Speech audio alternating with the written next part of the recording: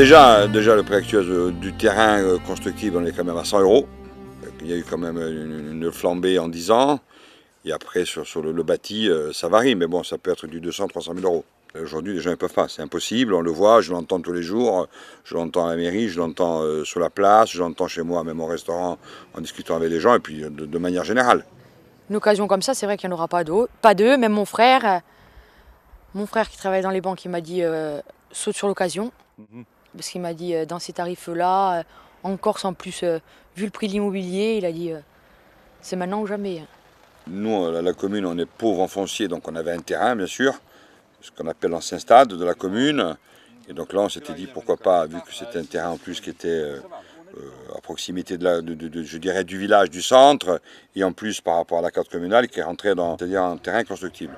Nous, ce qu'on voulait, c'était un tout, c'était déjà donc fixer des gens, c'était en même temps garantir la continuité au niveau de l'école, parce que c'est jamais évident dans les villages et que tous les ans on a un peu la menace par rapport aux effectifs.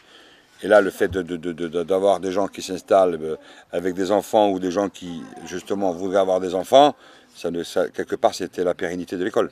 On n'a pas de moyens, nous, en mairie, ni technique, et même au niveau du savoir-faire, de comment on pouvait le faire et ce qu'il fallait faire, parce que nous, on était partis au départ même sur un truc juste de dire on construit là où il y avait le stade.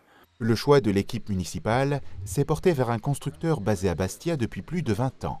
Son credo, bâtir durable et responsable. Et pour tout dire, militant.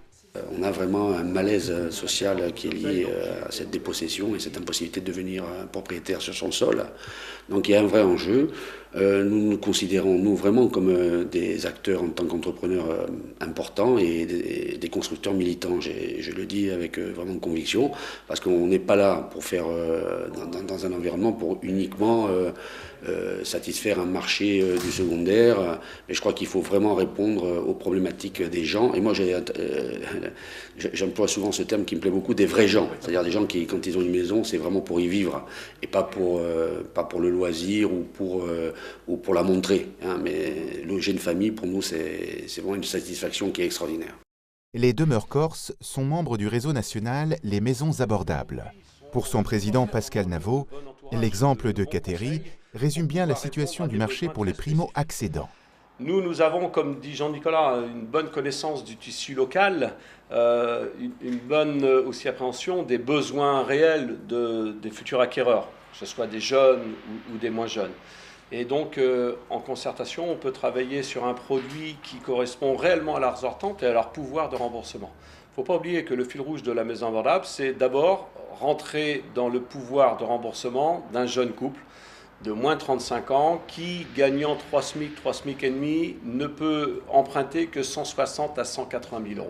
Et ça, que ce soit à Paris, à Marseille ou à Bastia ou à La Baule, c'est la même problématique. À Cateri, le maire défend ce projet crucial pour la commune depuis plus de 2 ans.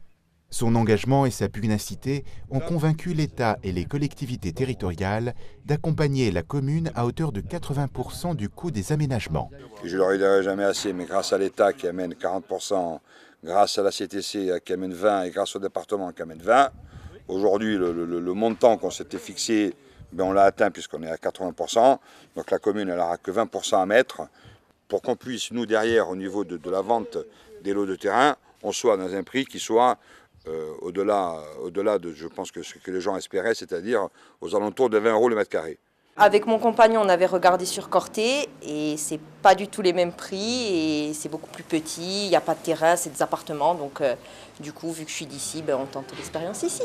En contrepartie d'un prix de vente des terrains compris entre 10 et 20 000 € pour une parcelle de 500 mètres carrés, les candidats à l'accession doivent accepter certaines conditions. Tout d'abord, le cahier des charges architecturales et surtout les clauses anti-spéculatives qui contraignent la revente pendant les 10 premières années. En retour, les futurs propriétaires vont bénéficier d'un accompagnement personnalisé de la part du constructeur dans le montage de leur dossier de financement, des études au cas par cas pour négocier l'emprunt et éviter toutes les embûches habituelles. On va chercher la meilleure optimisation financière pour chaque candidat à l'accession. C'est notre objectif de manière gratuite.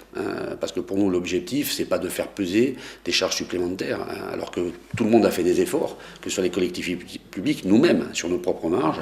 Il est important qu'on maîtrise complètement cet aspect-là. Sur le blog de la mairie, on peut à l'aide d'un simple questionnaire se porter candidat à l'accession ou se tenir informé de l'avancée du projet. Un outil virtuel de communication et de concertation devenu indispensable pour Gilles Galichet. On réalise qu'il est essentiel d'adopter, je dirais, les circuits courts. Faire en sorte qu'entre la commune et les futurs usagers, il puisse y avoir le plus rapidement possible un lien direct. Ça a plusieurs avantages. Le premier avantage, c'est bien évidemment de s'assurer qu'il y aura bien une sortie, que le projet que l'on va mettre sur le marché à un moment donné correspondra bien aux besoins de la clientèle. Puis un deuxième avantage, c'est que ça permet aussi d'engager un dialogue, on va dire participatif aujourd'hui, mais un dialogue avec ces gens pour faire en sorte que le plan MAS puisse être adapté à leurs besoins, à leurs souhaits. Donc c'est tout ce travail d'accompagnement qui nous amène à utiliser les outils numériques qui nous passionnent de plus en plus dans tous les montages que l'on propose aux communes. Je pense qu'aujourd'hui, il y a un enthousiasme au niveau des gens, déjà du conseil municipal, donc moi je ne suis pas content, parce que c'est jamais facile de faire adhérer 10 personnes sur un projet. Et après, au vu de ce qui se dit, au vu de ce que j'entends tous les jours, soit par les amis, soit par les médias, soit par les gens qui nous appellent et qui nous encouragent, je pense qu'aujourd'hui, oui, c'est vraiment le projet phare, mais déjà de la mandature, mais à mon avis, même du départ de ma mandature. Hein. Donc oui, c'est le renouveau de Cateri à travers un projet comme ça.